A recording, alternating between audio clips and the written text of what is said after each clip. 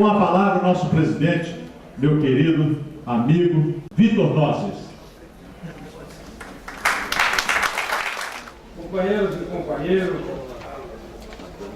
tão importante quanto eleger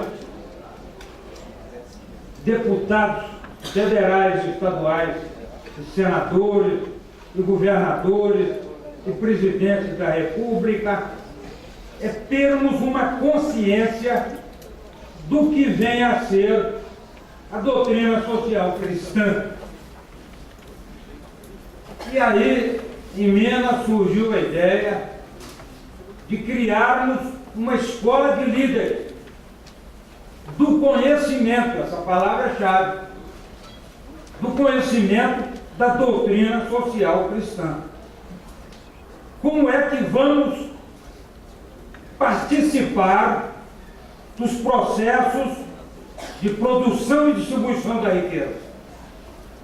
Como vamos participar dos processos de tomada de decisão de poder? Como é que a nossa doutrina social cristã vai se contrapor a outras doutrinas? Por que nós escolhemos a doutrina social cristã? Por que não escolhemos o socialismo, o materialismo dialético, o liberalismo, o capitalismo? Porque a doutrina social cristã, basicamente, coloca o ser humano em primeiro lugar. Mas para que nós possamos contraditar as outras doutrinas, é necessário que as conheçamos. É necessário que atravessemos a linha do tempo para, desde tempos imemoriais, buscar a essência da doutrina social cristã. E onde está a essência da doutrina social cristã? Está no momento em que cada ser humano tomou consciência do seu semelhante e se condoeu por ele. Todo momento em que nós defendemos os direitos das minorias, nesse momento, no substrato dessa ação, está a doutrina social cristã. Assim foi em tempos imemoriais, assim foi na Grécia, assim foi em Roma, na Idade Média, com todas as crueldades cometidas, quando nós percebíamos a necessidade de nos condoermos dos nossos semelhantes, aí nasceu a doutrina social cristã. Quando Pedro Aleixo, na reunião do Conselho de Segurança Nacional, presidido pelo presidente Costa e Silva, se condoeu por aqueles como nosso companheiro de Goiás, quando se condoeu, aí estava o substrato da doutrina social cristã. Como é que nós vamos colocar o ser humano em primeiro lugar? Como é que vamos definir isso? Se nós não conhecemos as outras doutrinas, se nós não conhecemos como é que foi o caminho que o ser humano trilhou desde tempos imemoriais até agora. Como é que os nossos prefeitos vão utilizar e vão aplicar a lei de responsabilidade fiscal?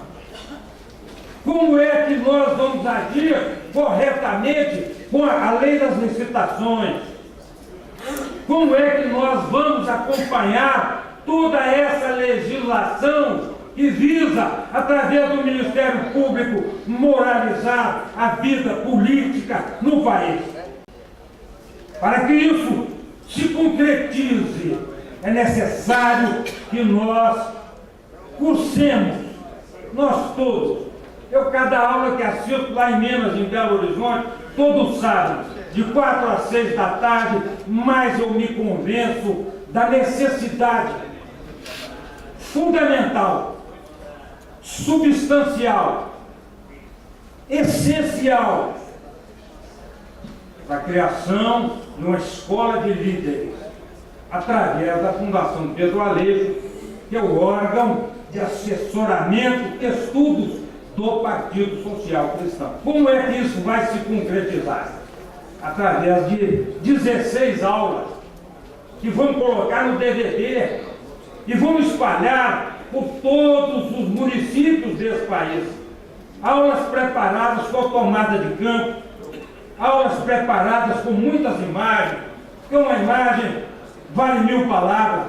Então, para que nós elejamos os nossos deputados federais, os nossos estaduais, senadores, governadores, presidente da República, é absolutamente necessário, com todo respeito, cursarmos o caminho que toda a humanidade levou desde tempos imemoriais, desde a Idade da Pedra até hoje, para que nós possamos dizer aos nossos adversários: olha, nós escolhemos a doutrina social cristã, porque ela coloca o ser humano em primeiro lugar, mas nós conhecemos a sua doutrina, nós conhecemos as outras doutrinas, nós conhecemos o caminho que o Império Romano trilhou, com todas as conquistas de 1300 anos, para chegar a esse grau de humanidade.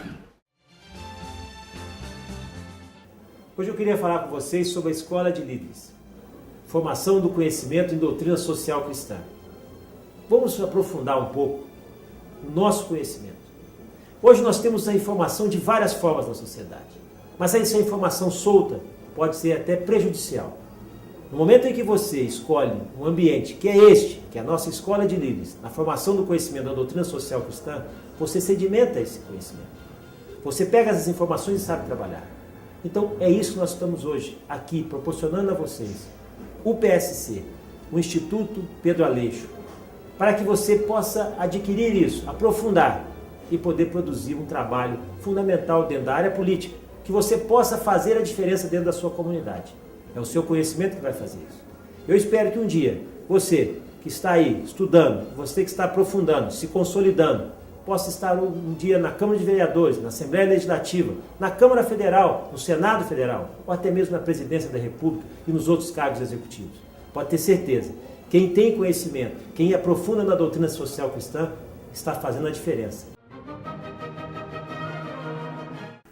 Caros amigos, finalmente, depois de muitas tentativas, nós estamos lançando a Escola de Líderes para a nossa juventude. Com esta escola, eles poderão reanimar, reencontrar fundamentos, orientações que os façam encarar com otimismo, com coragem.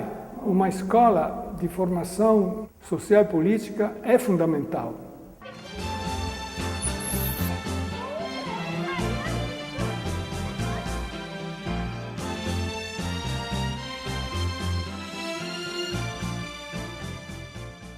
É uma grata satisfação tê-los aqui conosco. Quero aproveitar esse momento para agradecer essa equipe que vem nos acompanhando, os coordenadores, palestrantes que estão acompanhando e vêm conosco caminhando, ensinando e aprendendo. Que queremos também que vocês participem conosco, para que possam avaliar e se preparar como líderes, para formadores de opinião. Nós precisamos de pessoas que tenham noção do que está verdadeiramente acontecendo, para que nós possamos tomar um destino nesse país. O parlamentarismo é um sistema de governo no qual o poder executivo depende do apoio direto ou indireto do parlamento para ser constituído e para governar. Este apoio costuma ser expresso por meio de um voto de confiança. No sistema presidencialista, em que o chefe de Estado é o mesmo chefe de governo, muitas vezes é levado, no momento de crise, a decisões que levam o país para fora do sistema democrático de governo. Bom, eu quero cumprimentar o Partido Social Cristão, a Escola de Líderes. E mais do que isso, com o temário que ela está preparando, que discute o quê? Discute os grandes rumos do conhecimento mundial, que discute todas as vertentes religiosas sem se preocupar só com o cristianismo. Porque para ser cristão, você tem que saber os outros valores que estão em contato com todo mundo. Você não pode desconhecer que o islamismo está no mundo inteiro, que o budismo está no mundo inteiro, mas para você saber fazer a sua opção, você tem que conhecer as outras vertentes religiosas. E no campo cultural, conhecer todos os rumos da filosofia, da história deste mundo, porque o mundo veio evoluindo. Então nós temos grandes professores nesta área, e esta escola vai servir para preparar os nossos futuros líderes. Todo mundo sabe que a Grécia está localizada na juntura da Europa, Ásia e África, ali entre os continentes, e é o berço da democracia, da filosofia ocidental, dos Jogos Olímpicos, que todo mundo conhece, né? Da literatura ocidental, da medicina, os princípios matemáticos mais conhecidos, e o teatro ocidental. Esses povos eles desenvolveram uma grande civilização que foi chamada de cultura minoica.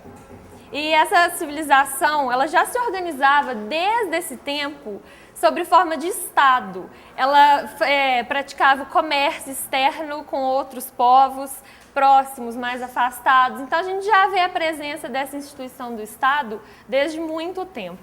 O que é a política, né? O que seria política?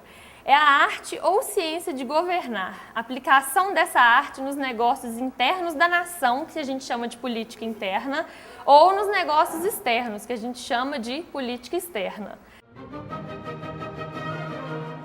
A Constituição Cidadã, que é a atual Constituição Federal, que ao vir a lume no Congresso Nacional, o então presidente da Assembleia Nacional Constituinte, o deputado Ulisses Guimarães, no ato da promulgação, a batizou como Constituição Cidadã.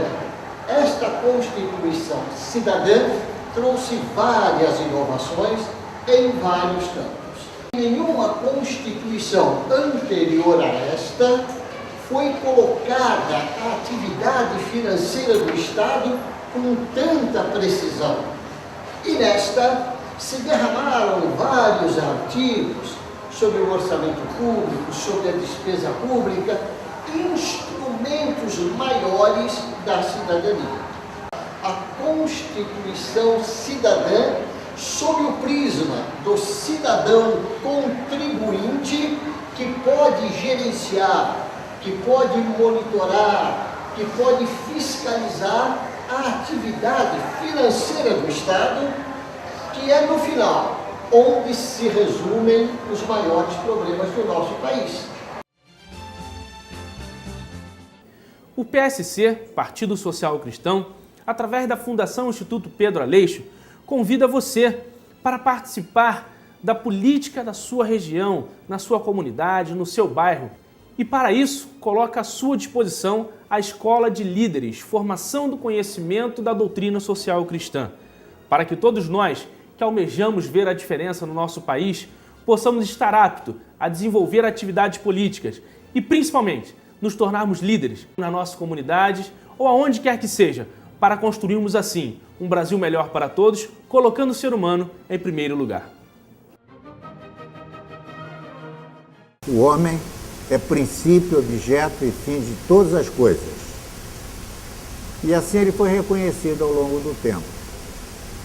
Andando para trás um pouco e chegarmos até Moisés, vamos ver aspectos interessantes. De um lado, os 10 mandamentos, onde entre outras indicações, existe a de amar ao próximo como a ti mesmo. Por outro lado, o Velho Testamento diz olho por olho, dente por dente. Essa é a primeira contradição que eu apresento para vocês aqui. A atividade do mundo moderno é complexa, é contraditória e se opõe muitas vezes para, afinal, alcançar o resultado desejado para a melhoria da humanidade de uma forma geral e para a melhoria do indivíduo. Shalom, Brahá, paz e bênçãos a todos os alunos da Escola de Líderes, Formação do Conhecimento da Doutrina Social Cristã. É uma grande alegria que aceitei esse convite para falar algumas palavras a vocês da Escola de Líderes sobre o que é o judaísmo messiânico. Pela Bíblia, sabemos que Deus é o Criador dos céus e da terra. Essa afirmativa deu ao povo judeu a crença de um só Deus. Deus então começa, através dos filhos de Adão, a selecionar um povo. Chegamos em Noé. Noé teve uma aliança, uma primeira aliança de Deus com o homem na pessoa de Noé.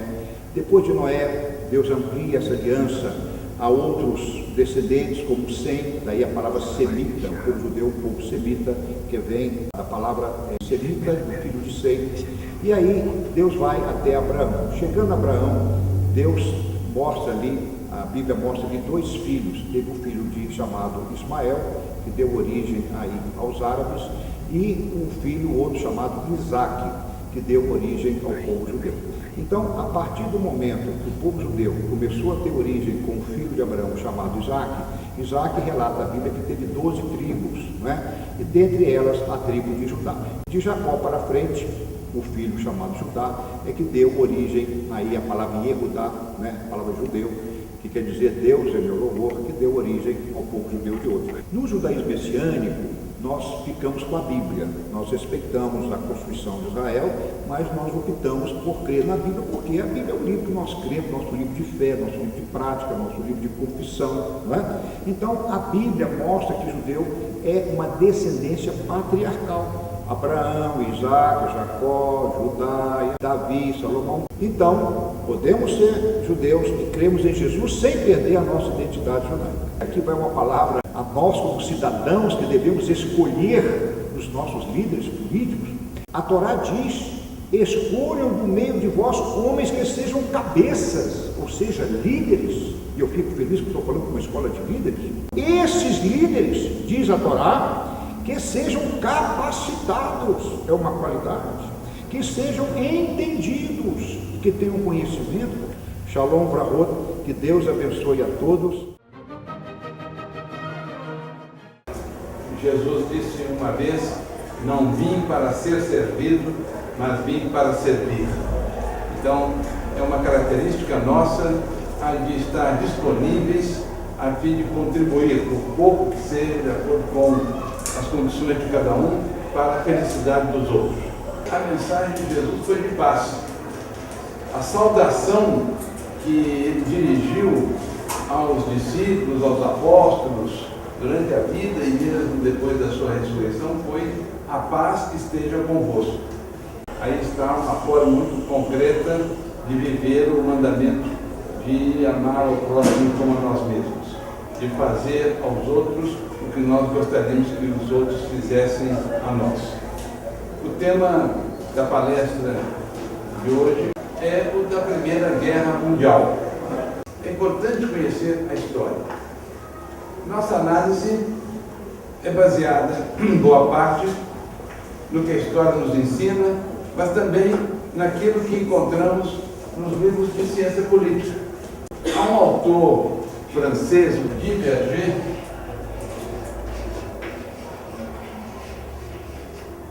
que tem um trabalho de introdução à política. E ele diz que o fenômeno da convivência humana é muito complexo. Ora é de cooperação, ora é de conflito. O tema nosso é o da Primeira Guerra. Na verdade, uma guerra que se chamou mundial e que depois, infelizmente, passou a ser primeira porque houve a segunda. Um dos personagens mais importantes desta história, da Primeira Guerra Mundial, tenha sido o presidente dos Estados Unidos, Woodrow Wilson, que imaginava que aquela guerra era uma guerra para acabar com todas as guerras. Mas, infelizmente, não foi o que aconteceu com o que veio na Segunda Guerra. Hoje a aula é sobre o islamismo e as cruzadas, né? A gente vai estar falando sobre o islamismo, sua importância cultural, profeta Maomé, as cruzadas, preceitos religiosos das cruzadas, crescimento do islamismo após as cruzadas, as principais diferenças religiosas entre islamismo, judaísmo e cristianismo, a importância de uma coexistência pacífica entre as religiões e o papel cultural das religiões em tempos modernos. O que é o islamismo? Eu sou o primeiro deputado muçulmano da Assembleia Legislativa e as pessoas me perguntam muitas vezes como é que pode um deputado muçulmano ser do Partido Social Cristão. E eu digo que é simples. Basta as pessoas se informarem, porque no Alcorão trata, e com muita ênfase, sobre Jesus e Maria, dos ensinamentos de Jesus Cristo, que nós todos devemos seguir. Nós acreditamos em Deus único e nós precisamos divulgar melhor o que é o Islã e o que é o Partido Social Cristão. E hoje nós temos o prazer de receber aqui na Assembleia uma autoridade no Islã, uma pessoa estudiosa, uma pessoa conhecedora da religião e que ajuda muito a divulgar a verdade do Islã, derrubando preconceitos, folclores sobre o islamismo, que é o nosso amigo Sheikh Jihad Hamad. Em nome de Deus, o clemente e misericordioso, louvado seja Deus, o Criador do Universo, e que a paz e a bênção de Deus estejam com todos os seus mensageiros e profetas, entre eles Noé, Abraão, Moisés, Jesus e Muhammad, e sobre todos os seus familiares, companheiros e seguidores até o dia de juízo final. É um prazer estar falando para os nossos amigos na Assembleia Legislativa do Estado de São Paulo e por isso eu agradeço em primeiro lugar a Deus por ter dado essa oportunidade de estarmos juntos falando do conhecimento, adquirindo conhecimento. Eu aqui e os senhores aí. Agradecemos ao deputado Said Murad, líder na Assembleia Legislativa do Estado de São Paulo, e ao partido PSC, que nos dá essa oportunidade de falarmos sobre a religião islâmica e também está preparando esse curso de liderança para formar lideranças através do conhecimento tirado da fonte. Portanto, é importante sabermos o que é o Islã, o que significa Islã. E é importante citar, dizer que Islã vem da palavra salam. Em árabe, Islam, ele deriva da palavra salam, que significa paz. Paz? Paz com quem? Paz primeiro com o Criador. Na realidade, Deus acabou tendo esta visão do ser humano. Os tempos foram se passando, aí deixamos de lado o Velho Testamento, poderíamos entrar no Novo Testamento e ver, logicamente, o livre-arbítrio que Deus continua dando ao homem, a determinação ao homem. Uns souberam aproveitar, outros não souberam. A posição de Lutero é um negócio impressionante. Ele começa a ver que a igreja também organizada, ela estava fazendo coisas que não deveria. E Lutero teve a coragem e a determinação para dizer: nós precisamos mudar alguma coisa. O ser humano foi para fazer reformas, o ser humano foi para se indignar com coisas que estão erradas, o ser humano foi para se indignar com coisas que ele entende que não estão certas, não é assim que tem que ser, tem que haver discussão com a sociedade. E Lutero foi esse. Lutero disse o seguinte, olha, no campo religioso falou o seguinte: está tudo errado, tem coisas sendo feitas que não deveriam ser feitas e nós precisamos fazer essa mudança. Até então, o Espiritismo, para ele, era única e exclusivamente uma ciência que estudava a natureza, a origem e o destino dos espíritos. O professor Hippolyte Léon Denisard Rivail adotou o nome de Allan Kardec e, a partir de então, publicou o Livro dos Espíritos, que foi publicado 18 de 4 de 1857. Depois veio o Livro dos Médios, o Evangelho segundo o Espiritismo. Esse era o objetivo dele. Era uma ciência que estudava a natureza, a origem e o destino dos espíritos. Mas, num determinado momento, ele perguntou: quem na Terra nós podemos ter como exemplo a ser seguidos? E aí, os espíritos respondem tranquilamente: Jesus. É com alegria poder dar as boas-vindas a todos vocês que estão participando dessa escola de líder da Fundação Pedro Aleixo. E é importante essa formação porque é através da formação, da qualificação, que nós conseguimos bons resultados E, acima de tudo, que nós conseguimos bons líderes. E é isso que o Brasil precisa hoje. E o PSC mostra mais uma vez que sai na frente. Abraão é o pai da nação de Israel. E Abraão teve uma responsabilidade, constituir uma nação e tivesse Jeová como único Deus.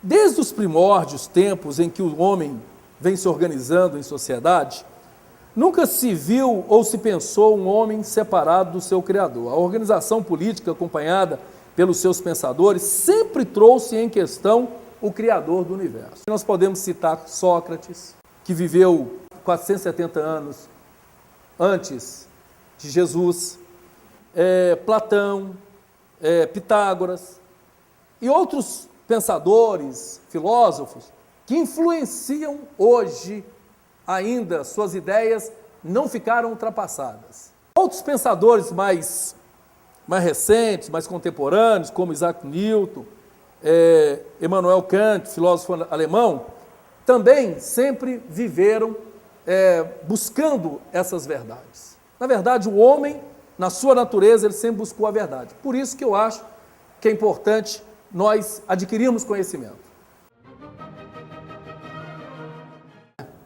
Bom, nós vamos falar hoje sobre a Segunda Guerra Mundial, a Declaração Universal dos Direitos Humanos e a Guerra Fria.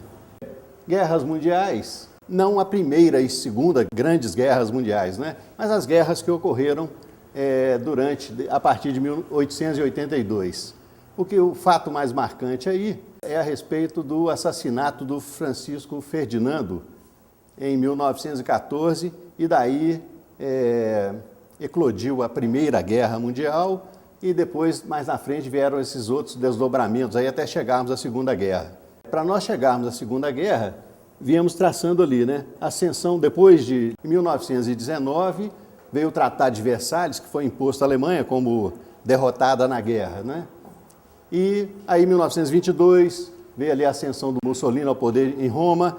Em 1923, o Hitler já estava no partido nazista e já começou a fazer algumas incursões políticas, né? A economia feudal era a agricultura, a principal atividade. Outras atividades havia também, mas era em menor escala, que eram a pecuária, a mineração, produção artesanal, o comércio, existiam de uma forma muito secundária, mas a base mesmo era a agricultura. Era na base da troca. A troca era em termos de produto, da agricultura. A principal unidade econômica de produção era o feudo. Por isso, a terra era o mais importante. A economia girava em torno do feudo. A economia, a política e a religião são os três pilares que dominam a nossa vida. O homem em busca de Deus. Durante vários séculos da história humana, a busca de Deus por parte do homem tem tomado muitos rumos. O resultado é essa enorme diversidade de expressões religiosas que se vê no mundo todo, desde a infindável variedade de hinduísmo ao monoteísmo do judaísmo, do islamismo e da cristandade, e as filosofias orientais do shintoísmo, taoísmo, budismo e confucionismo. Em outras vastas regiões, a humanidade tem se voltado para o animismo, a magia e o espiritismo. Agora, tem sido bem sucedida essa busca de Deus? Independentemente de sua formação religiosa, convidamos-lo a participar desta fascinante e constante busca do conhecimento da doutrina social cristã e, consequentemente, do fundamento principal da nossa doutrina, que é colocar o ser humano em primeiro lugar. Então, a Revolução Francesa, ela é um movimento social e político ocorrido na França no final do século XVIII, que teve como objetivo instituir um Estado democrático que garantisse maior participação política da população e diminuição das desigualdades sociais. Ele é um movimento social, político, econômico também, porque ele vai desestruturar toda aquela sociedade daquela época. Ele mexe com toda a estrutura da sociedade francesa, né, desse período. A Revolução Francesa, ela foi um grande acontecimento histórico, que marca a superação do feudalismo pelo capitalismo. Os revolucionários franceses, sob o lema liberdade, igualdade e fraternidade, leva do movimento iluminista, né, procurando instituir Estado caracterizado por maior participação política da população e pela diminuição das desigualdades sociais. O marco teórico do liberalismo, esse liberalismo econômico, começa com Adam Smith, em inglês, Davi Ricardo, também em inglês, que marcaram a teoria de forma mais conceitual e mais definitiva. Adam Smith via o liberalismo como intervenção mínima do Estado na economia. O liberalismo veio com esse objetivo de legitimar o poder da burguesia, poder econômico, o poder político. Em contrapartida a essa teoria liberal, começaram a surgir, já no século XIX, com a teoria marxista, que redundou mais para frente no socialismo e no comunismo. Marx pregava que o capitalista entrava com o capital e contratava a mão de obra. Com seu capital ele comprava os insumos necessários à sua produção e a mão de obra alocada, essa mão de obra agregava valor àquele insumo se valorizava, na hora que ele vendia, ele se apropriava de uma parte do trabalho que ele havia contratado. Marx imaginava que tudo na vida, tudo que existe no mundo, começou gratuitamente, oferecido pela natureza, e foi transformado pelo trabalho humano. A época do iluminismo foi marcada por transformações políticas, tais como a criação e consolidação de Estados-nações. Pode-se afirmar que a primeira fase do iluminismo foi marcada por tentativas de importação do modelo de estudos dos fenômenos físicos. A universalidade é estabelecimento de princípios e leis universais aplicáveis a toda a humanidade, no que diz respeito aos fenômenos sociais. Muitos autores associam ao ideário iluminista o surgimento das principais correntes de pensamento que caracterizariam o século XIX, a saber, o liberalismo, o socialismo e a social-democracia foram de influência deles. Todos são iguais perante a lei, sem distinção de qualquer natureza, garantindo-se aos brasileiros e aos estrangeiros residentes no país a inviolabilidade do direito à vida. A sociedade hoje está nos exigindo mais transparência e mais conhecimento para que ela possa ser bem representada. A Escola de Líderes da Doutrina Social Cristã é uma iniciativa do PSC. Hoje, a sociedade cobra cada dia mais transparência e conhecimento dos seus políticos. E aí está uma bela oportunidade para você. Venha junto com o PSC para que nós possamos formar novas lideranças e daí, obviamente, também formarmos uma nova sociedade. Nós estamos aqui na Escola de Líderes e nós queremos plantar a sementinha dentro de cada um de vocês para que cada um reflita, pesquise qual qualidade de líder eu tenho em mim. Eu acho que no mundo atual, o que está faltando no homem é a ética, porque ela vai dirigir todos os outros valores. A solidariedade, a cooperação. Então, a ética é bastante importante. Vocês vão ver isso na fala do professor João de Freitas. Então, a ética visa a perfeição do homem. E se nós quisermos fabricar um líder legítimo, genuíno, nós temos que ensinar a ele o caminho que leva a esta sociedade.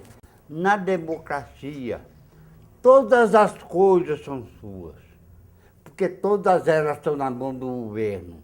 De modo que o único regime que nós devemos e o espírito de liderança que nós queremos e que nós lutamos para obtê-lo, é essa liderança que nos conduz para a democracia.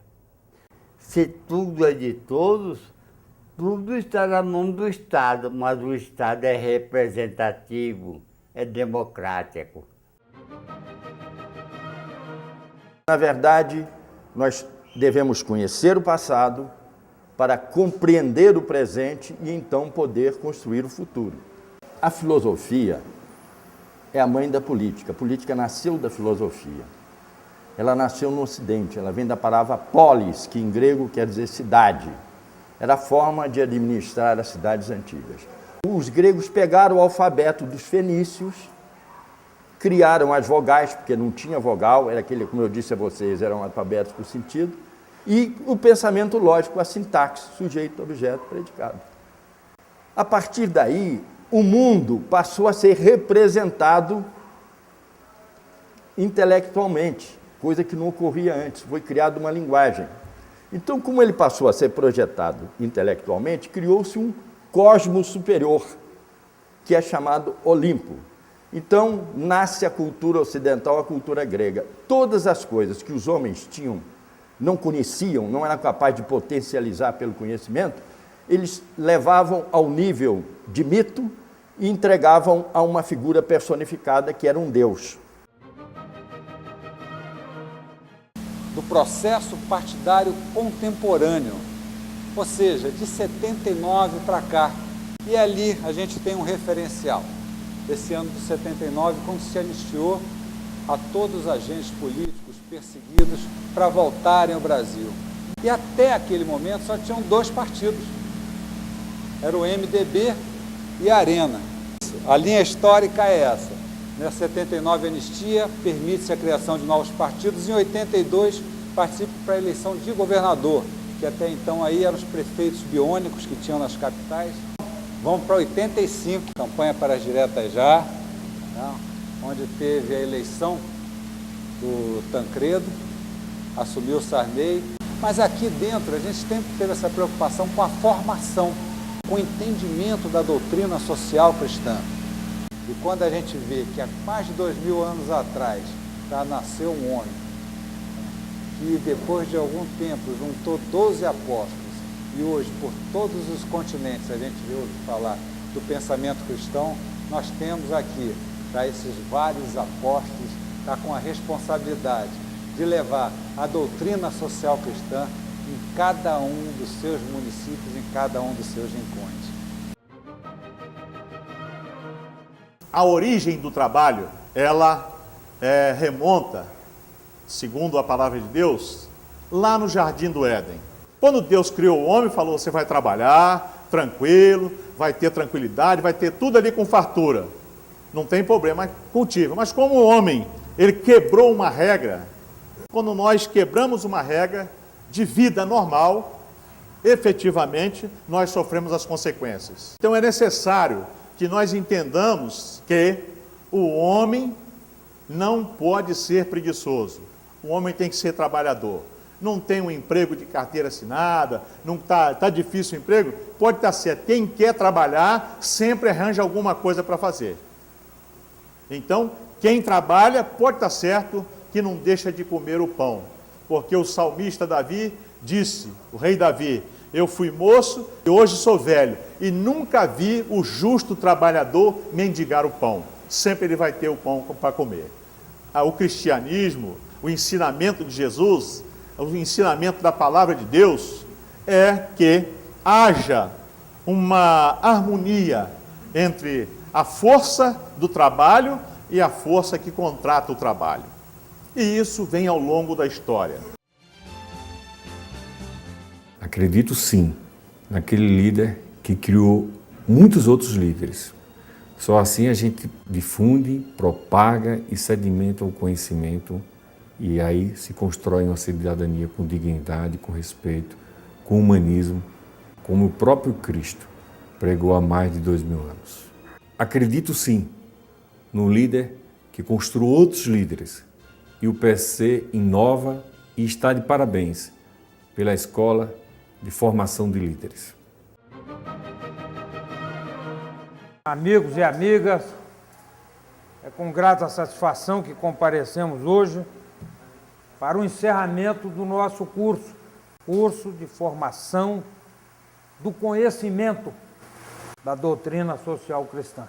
Teremos aqui a presença e a participação do nosso diretor, Padre Pier Luigi Bernaredi, é o nosso patrono, a pessoa que nos prestigiou e que cedeu esse espaço para que nós pudéssemos realizar o nosso curso.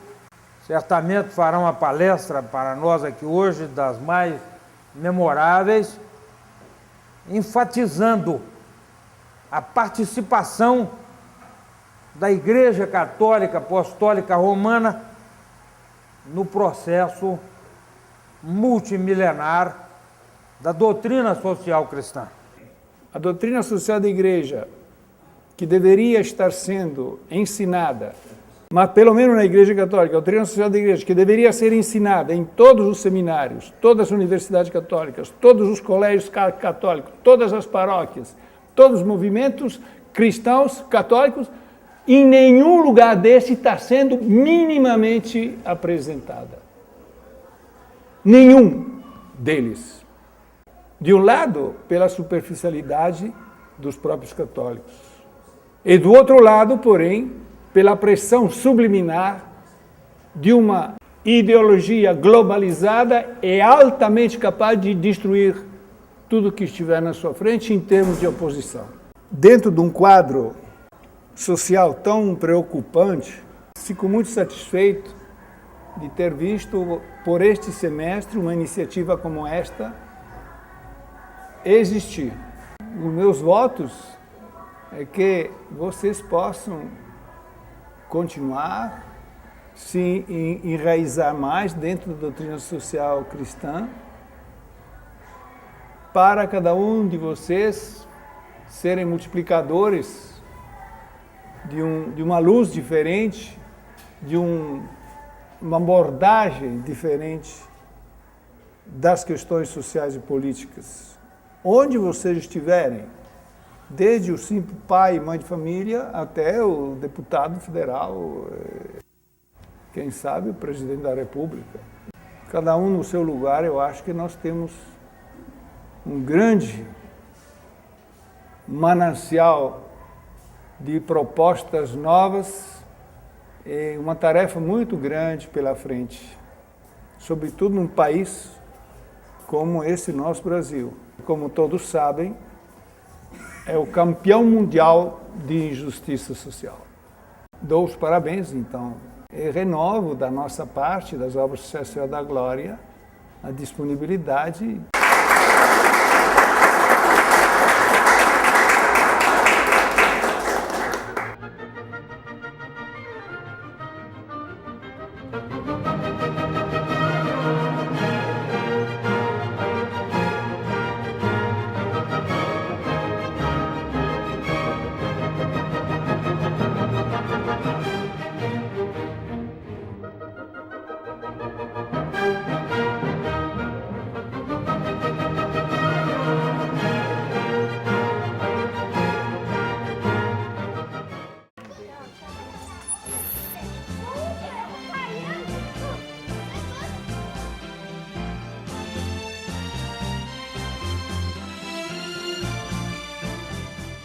Nós, como pessoas dotadas de razão, inteligência, vontade, conhecimento,